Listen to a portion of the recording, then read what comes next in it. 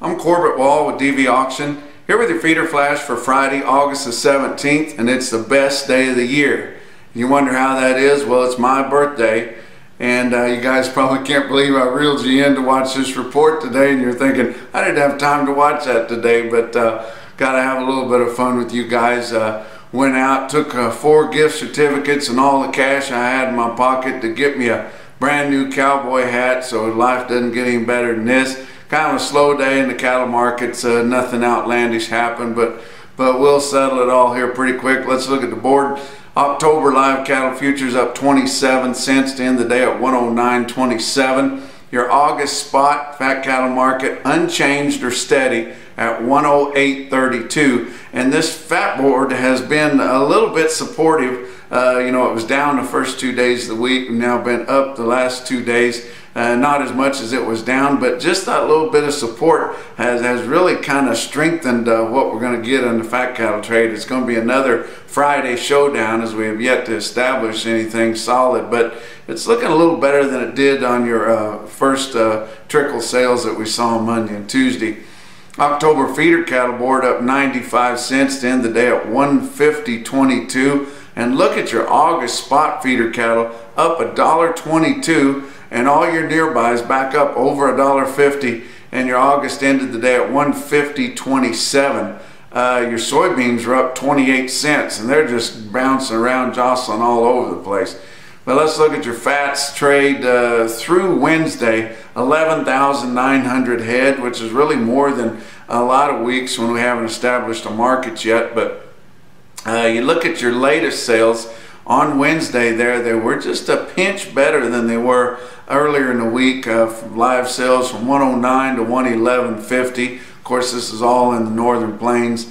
Their show lists are a little bit heavier than the southern plains, and once they sell one load in the southern plains, the market's set, and there you go. But they've been trickling around quite a bit here early in the week, the last several weeks in the northern plains. Dress sales from 173 to 174, and that's a little bit better too, because they were predominantly 173 earlier in the week, but really light on Thursday morning as guys are kind of positioning themselves to see what's going to happen on Friday. But you know, we've had some 111.50 trade. That's actually stronger than last week, and I wouldn't be surprised if we have another steady market of 111. And that would kind of be a victory compared to what we thought it was going to be early on in the week. And if the board's up good on Friday, we might get a buck more.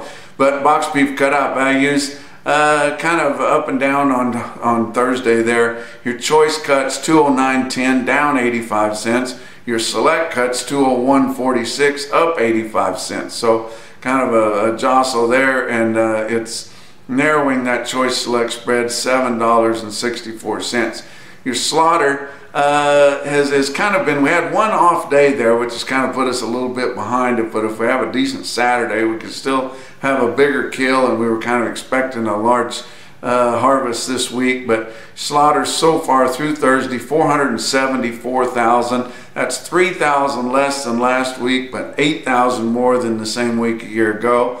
Your actual slaughter information come in for the week ending August the 4th, and your dressed steer weights were up another 6 pounds as we're starting to get into some heavier cattle that were backed up just a little bit, but 880 pounds on the average dressed steer. Just think how big that is. You used to incur big discounts over 900 pounds, and now your average is 880, but they've kind of kicked those weight discounts on up a ways where they don't have to worry about it, and guys will make the cattle bigger and take care of any supply problems that the packers might have. But we should start backing off of those weights a little bit, because if you remember that week ending August the 4th, which is the week of this information, that's when we had that huge volume of 142,000 head in the 5-area feeding region, and that ought to have cleaned out a lot of that backlog and a lot of those show lists, and green things up just a little bit. But even though that 880 pounds was 6 pounds heavier than the previous report, it's right on with a year ago and the 5-year average. So we're not in any trouble. That's just the way things go.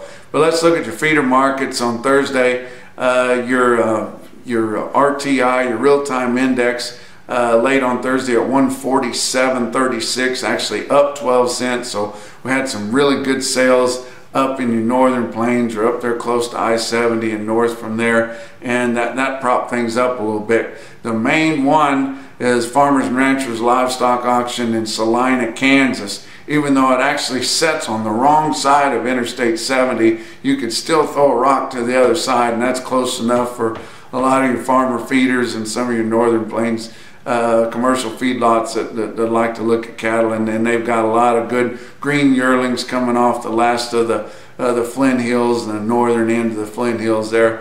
But some good yearlings in there, about 3,500 head on offer.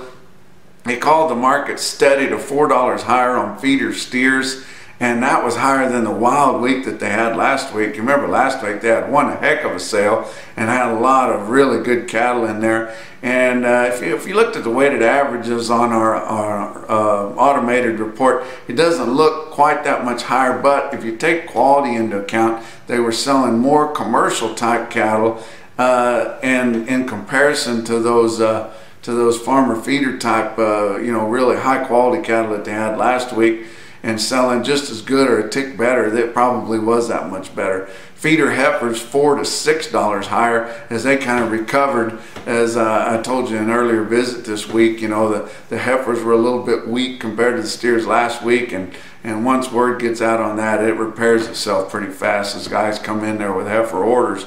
But you look at that Cattle Market Central automated report there, you see the biggest tested weight group was the 8-weight steers, of course. 1,087 head of those steers averaged 851 pounds at 152 flat, and that was just 13 cents off of the weighted average from last week on better cattle. So the market was stronger. We talked about how the cattle were more commercial type but selling just as good there at Salina this week.